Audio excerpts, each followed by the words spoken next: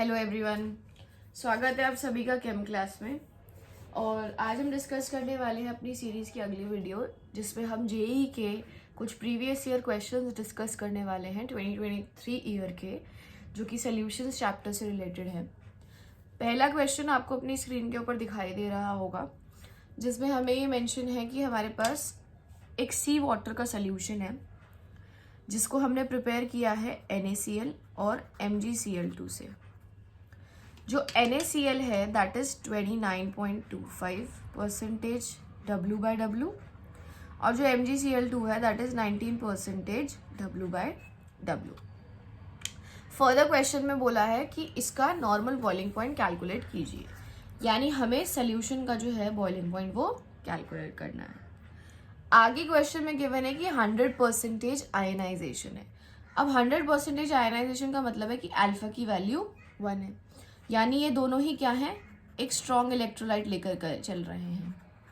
और जब ये स्ट्रॉन्ग इलेक्ट्रोलाइट है तो NaCl जो है वो डिसोसिएट होगा completely into Na plus and Cl minus, और MgCl2 डिसोसिएट होगा completely into Mg2 plus and 2Cl minus.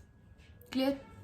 अब यहाँ पर इस बेसिस पे हम ये कह सकते हैं कि NaCl के लिए I की वैल्यू 2 है और MgCl2 के लिए I की वैल्यू 3 है, क्योंकि Mg का एक आयन और Cl के 2 आयन।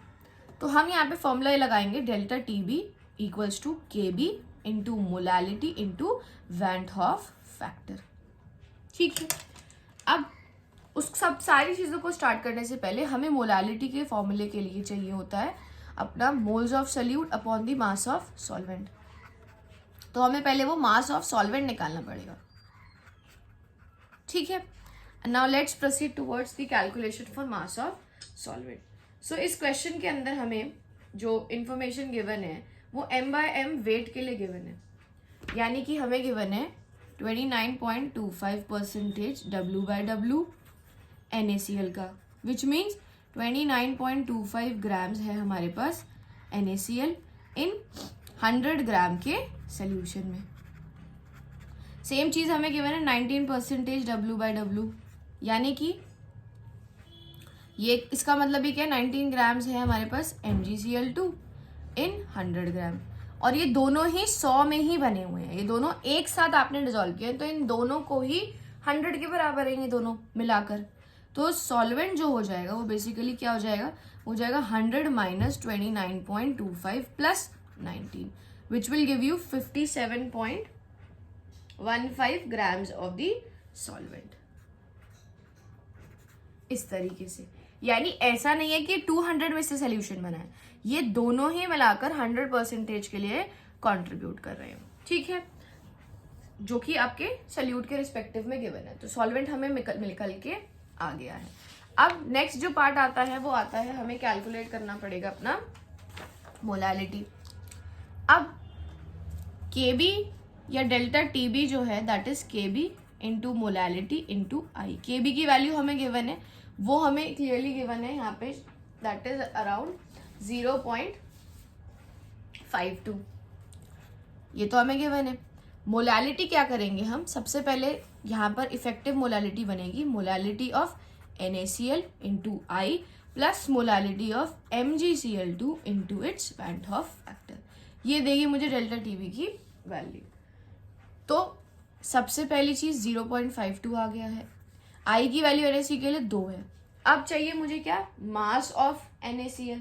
तो NaCl का मास था 29.25 upon molar mass of NaCl, वो भी गिवन है क्वेश्चन में 58.5। ये आ गए moles of solute multiplied by the mass of solvent. Solvent का मास चल रहा है 51.75, उसको कन्वर्ट करने के लिए ऊपर आ जाएगा 1000 का फैक्टर। ये सारा वैल्यू हो गया NaCl के लिए।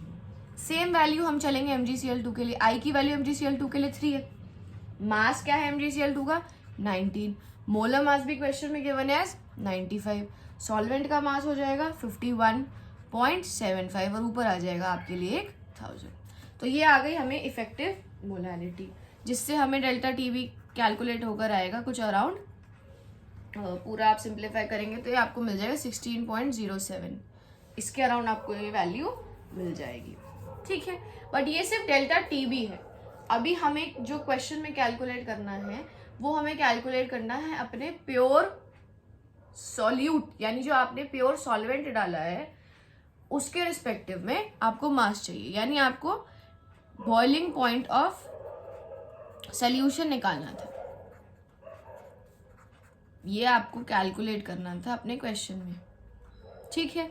अभी डेल्टा टी बी क्या होता है? डेल्टा टी बी होता है सॉल्यूशन का boiling point minus pure component, और जो प्योर कंपोनेंट है वो है water. Solution is prepared in water, तो टी नॉट क्या हो जाएगा? 100 डिग्री सेल्सियस। तो हमें कुछ नहीं करना, delta T B plus T not will give us T S.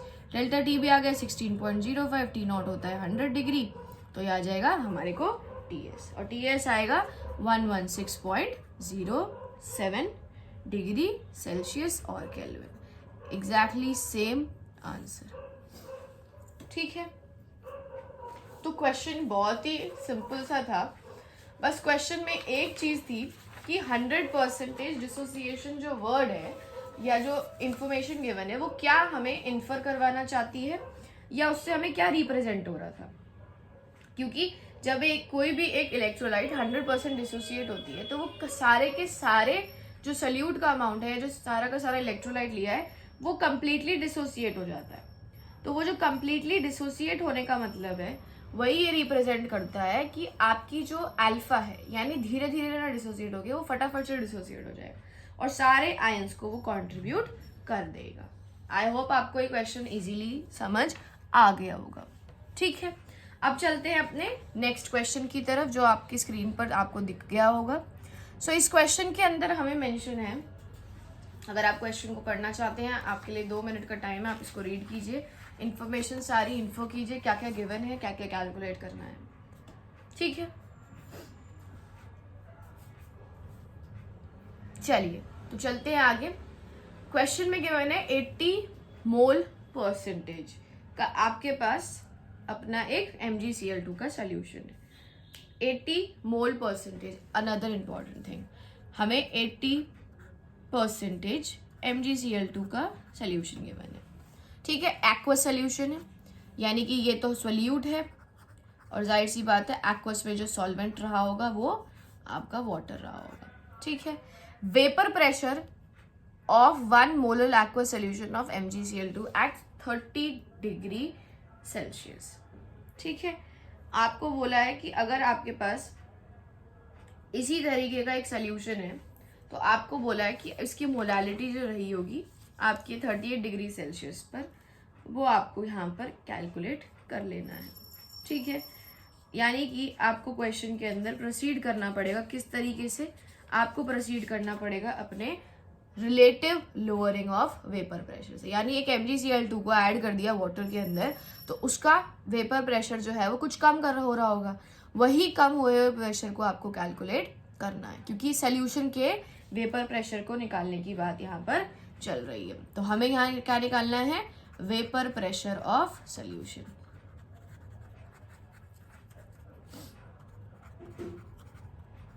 ठीक है। चलिए तो साथ ही में हमें गिवन है वाटर का, यानी प्योर कंपोनेंट का वेपर प्रेशर गिवन है 50 mmHg।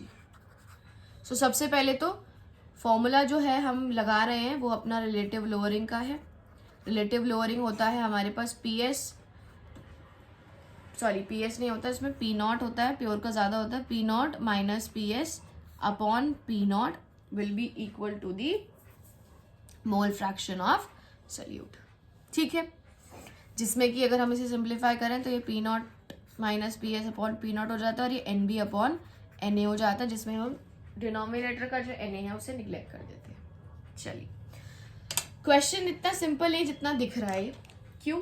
क्योंकि एक MgCl2 टाइप की इलेक्ट्रोलाइट ली है जो कि डिसोसिएट होगी एज Mg2+ और 2Cl-, ठीक है। अब यहाँ पे क्या है, हमें बोला है इनिशियली तो ऑब्वियसली इनका एक एक मोल ही हमारे पास प्रेजेंट होगा, यानी MgCl2 1 है, ये दोनों ही 0 हैं जब आपने रिएक्शन स्टार्ट किया। अब आपने क्या कर दिया है, इसका जो परसेंटेज है वो आपको 80% है, यानी 80% refers to 80/100, that is 0.8 moles हमारे पास आ गए हैं अपने सल्यूट के। तो 1 में से ऑब्वियसली हमारा वो अमाउंट कम हो जाएगा, और वो कितना हो जाएगा 1 माइनस 0.8। अब जितना ही कम हो रहा है उतना ही वो फॉर्म हो रहा होगा, यानी 0.8 ये बन रहा है, और 0.8 इंटू 2 आपका Cl माइनस का आयंस बन रहे हैं। ठीक है, यानी कि ये आपको बेसिकली क्या मिल गई है, ये आपकी ओवरऑल आपको यहाँ पे मोलैलिटी कैलकुलेट होकर आ जाएगी। ये आ गई 0.2, ये आ गई 0.8, ये आ गई 0. या फिर 1.6 आ जाएगी, जिससे आपको अपना, अगर आप ओवरऑल मोलैलिटी की बात करते हैं तो आपको वो कैलकुलेट होकर आ जाएगी as overall molality will be, जो आपकी Cl की है, जो आपकी Mg की है, और जो आपकी MgCl2 की है, वो सब सम अप हो जाएंगे और आपको मिल जाएगी 2.6। फिर हम फॉर्मूला लगाएंगे P0 minus P upon P का, which is NB upon NA plus NB। ठीक है, अब यहाँ पे क्या है कि हमारे पास जो मास ऑफ सॉल्वेंट है वो हम निग्लेक्ट नहीं कर पाएंगे, वो हमें लिखना पड़ जाएगा।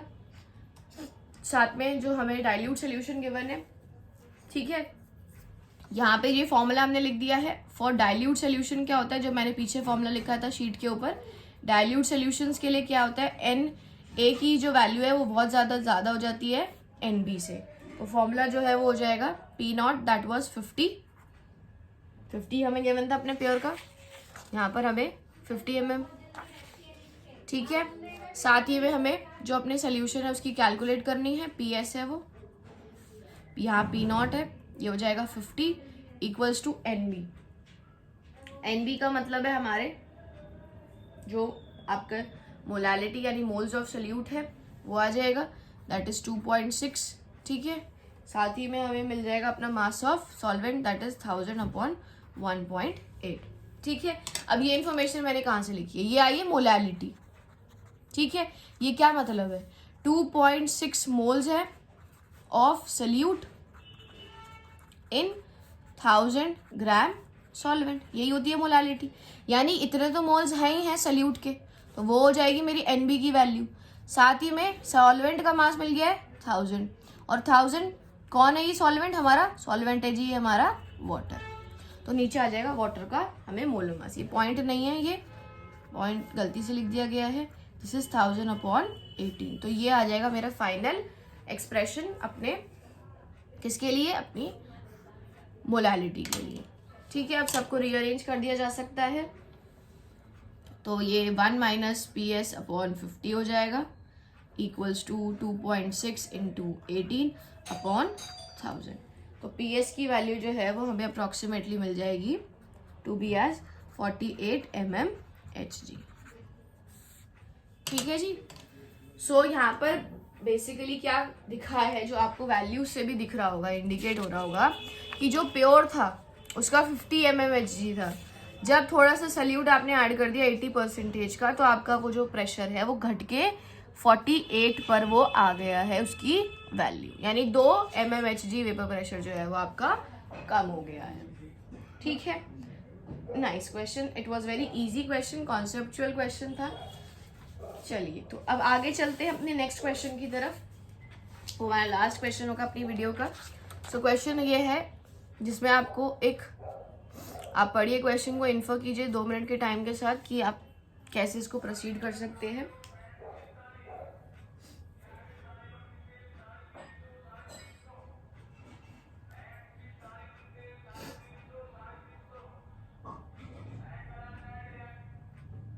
ठीक है, चलिए, तो आई होप आप सभी ने इन्फो कर लिया होगा कैसे करना है। सो क्वेश्चन पढ़ते ही आपने जैसे क्वेश्चन रीड किया होगा, एक इन्फॉर्मेशन हमें दिख रही है जो थोड़ी सी अलग है, एक नई टर्म है, और वो टर्म है आइसोटोनिक की। ये हमने डिस्कस करी थी अपने वीडियोस में भी, अगर आपने प्रीवियस वीडियोस देखी हैं तो, नहीं देखी है तो प्लीज़ आप उनको जाके देखिए, चैनल पे वो अवेलेबल है आपके लिए। ठीक है, चलिए, सो हमें क्या बोला हुआ है क्वेश्चन में कि आइसोटोनिक सोल्यूशंस है, यानी एक सोल्यूशन है जो कि आइसोटोनिक है एक दूसरे सोल्यूशन के साथ। सबसे पहले इंपॉर्टेंट चीज़ ये आती है आइसोटोनिक वर्ड का मतलब क्या होता है। सो आइसोटोनिक जो है वो एक एक्सप्रेशन बनाया गया है हमने ऑस्मोटिक प्रेशर से। आइसोटोनिक वर्ड रेफर करता है जब आपके पास 2 सोल्यूशंस होते हैं और उन दोनों ही सोल्यूशंस का जो वेपर प्रेशर है वो एग्जैक्टली सेम आता है। उसको बोलते हैं आइसोटोनिक सोल्यूशन। ठीक है, यानी एक सोल्यूशन 1 है, एक सोल्यूशन 2 है। अगर इसका ऑस्मोटिक प्रेशर पाई 1 है तो इसका भी पाई 1 ही रहेगा, उनको बोलते हैं आइसोटोनिक। ठीक है, अब आपको क्या बोला है कि एक तो 0.004 मोलर K2SO4 है और एक आपके पास 0.01 मोलर ग्लूकोज है। ये दोनों आपस में क्या है जी? ये दोनों आपस में आइसोटोनिक है। अब आपसे पूछा हुआ है कि जो परसेंटेज एसोसिएशन होगा K2SO4 का वो आपको निकालना है। बहुत ही इजी क्वेश्चन। सबसे पहली चीज, ये एक इलेक्ट्रोलाइट है जो कि डिसोसिएट होगी, तो इसमें कुछ ना कुछ आई की वैल्यू रहेगी।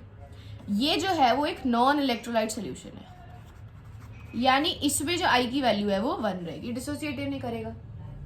ठीक है, अब हम अपना पाई का फॉर्मूला लगा देंगे, which is pi equals to CRT। अगर वैन ऑफ फैक्टर है तो इनटू आई भी हो जाएगा। तो यही हम अपनी पाई की वैल्यू K2SO4 के लिए लिख सकते हैं। ठीक है, और यही हम अपनी वैल्यू लिख सकते हैं अपना ग्लूकोज के लिए। दोनों के लिए हम ये सेम वैल्यूज लिख सकते हैं। तो अगर हमने यही एक्सप्रेशन K2SO4 के लिए लिखा है तो हमें क्या मिलेगा? Pi equals to 0.004 molarity given है into R into temperature into I. ठीक है, आर और टेम्परेचर कुछ भी हो, साथ में ये पाई 1 हो गया है। यही वैल्यू हम ग्लूकोज के लिए लिखते हैं, pi equals to CRT into 1। ये हम लिख देंगे एक्सप्रेशन ग्लूकोज के लिए। पाई 1 कर दो, इसको पाई 2 कर दो। Pi 2 equals to C concentration of glucose that is 0.01 into R into T। अब आइसोटोनिक का मतलब है पाई 1 इक्वल्स टू पाई 2 रहेगा। ठीक है, तो ये आ गया हमारे पास। अब चलते हैं आगे की तरफ। आगे की तरफ क्या है? दोनों वैल्यूज को सेम रख देंगे, 0.004 into R into T into I equals to 0.01 into R into T। ये कैंसिल आउट हो जाएंगे सब, तो आई मिल जाएगा 0.01 अपॉन 0.004 के अराउंड। ठीक है, तो ये आप सॉल्व कर देंगे। सॉल्व करने के बाद आपको क्या मिलेगा? आपको यहाँ से आई की वैल्यू कैलकुलेट होकर आ जाएगी एज 2.5। ठीक है, ये हमें सिर्फ वैट ऑफ फैक्टर मिला है। अभी हमें चाहिए परसेंटेज डिसोसिएशन, यानी अल्फा की वैल्यू चाहिए हमें यहाँ से। ठीक है, चलते हैं अल्फा की तरफ। अल्फा यानी ये डिसोसिएट हो रहा है। डिसोसिएट हो रहा है यानी ये धीरे धीरे डिसोसिएट हो रहा है। अब जब ये धीरे धीरे डिसोसिएट होगा तो इसके लिए एक्सप्रेशन लिखा जाएगा, विच इज लाइक दिस। ये बनेगा आपको K प्लस SO4 2-। ठीक है, अब ये 2 आयन्स हैं तो यहाँ पे इंटू 2 हो जाएगा। इनिशियली इसका अमाउंट 1 था, इसका 0 था। कुछ डिसोसिएशन होने के बाद ये 1 माइनस अल्फा हो गया, ये 2 अल्फा हो जाएगा और ये सिर्फ अल्फा रह जाएगा। ठीक है, अब अगर मैं टोटल पार्टिकल्स की बात करूँ या टोटल मोल्स की बात करूँ, वो क्या है जो बचे हुए हैं? That is 1 minus alpha plus 2 alpha plus alpha. Alpha से अल्फा कैंसिल हो गया, 1 प्लस 2 अल्फा। अगर मैं आई की वैल्यू लिखूँ अब यहाँ से, तो आई होता है ऑब्जर्व्ड नंबर ऑफ पार्टिकल्स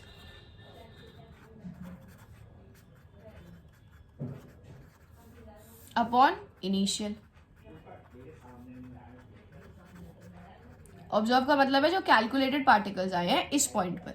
ये जब डिसोसिएशन हो गया तब जो नंबर ऑफ पार्टिकल्स है वो ऑब्जर्व्ड है, तो वो आए हमारे पास 1 प्लस 2 अल्फा। इनिशियली हमारे पास था 1। आई की वैल्यू हमने अपनी प्रीवियस स्लाइड पर निकाल दी है। आई की वैल्यू हमने निकाली है कुछ इस तरीके से, 2.5 आया था हमारे पास, तो हमने यहाँ रख दिया 2.5 इक्वल्स टू 1 प्लस 2 अल्फा, यानी 2.5 माइनस 1 इक्वल्स टू 2 अल्फा। यह आएगा 1.5 आएगा कैलकुलेट करके। 2.5 1.0 that is 1.5 equals to 2 alpha, that is 1.5 upon 2, that will give you alpha. ठीक है, अब ये आ गया अल्फा। हमें चाहिए percentage dissociation. So percentage dissociation क्या हो जाएगा? यहीं पे लिख देते हैं, percentage dissociation will be, multiply कर देंगे इसको हम 100 से और वो हमें मिल जाएगा, ये तो पूरा अल्फा आ गया 0.75 आ जाएगा अल्फा की वैल्यू। 0.75 को 100 से मल्टीप्लाई कर देंगे, हमें मिल जाएगा 75%, वो हो जाएगा परसेंटेज डिसोसिएशन। ठीक है, सो बेसिकली ये क्वेश्चन भी बहुत ही आसान था, बस एक इंपॉर्टेंट टर्म थी और वो इंपॉर्टेंट टर्म थी हमारी आइसोटोनिक सोल्यूशन। आइसोटोनिक का मतलब ये होता है कि दोनों का जो ऑस्मोटिक प्रेशर है वो आपका बराबर आता है। अब जब बराबर आया तो हमने एक, क्योंकि एक इलेक्ट्रोलाइट है वो डिसोसिएट करेगा, आई एग्जिस्ट करेगा, एक के लिए नहीं एग्जिस्ट करेगा क्योंकि वो एक नॉन इलेक्ट्रोलाइट है, जैसा था वो वैसे ही रहेगा, डिसोसिएट बिल्कुल नहीं करेगा। आई निकाल दिया हमने उससे, आई निकालने के बाद हमने यूज किया अपना कॉलिगेटिव प्रॉपर्टी का फॉर्मूला, वो वैन हॉफ फैक्टर का जो होता है, that is calculated number of particles upon the initial number of particles. उसको हमने रख दिया आई के बराबर और फिर उसको 100 से मल्टीप्लाई कर दी, जिससे हमें डिसोसिएशन यानी परसेंटेज निकल गया डिग्री ऑफ डिसोसिएशन का। ठीक है, आई होप आपको ये तीनों के तीनों ही क्वेश्चंस बड़े आसानी से समझ आए होंगे।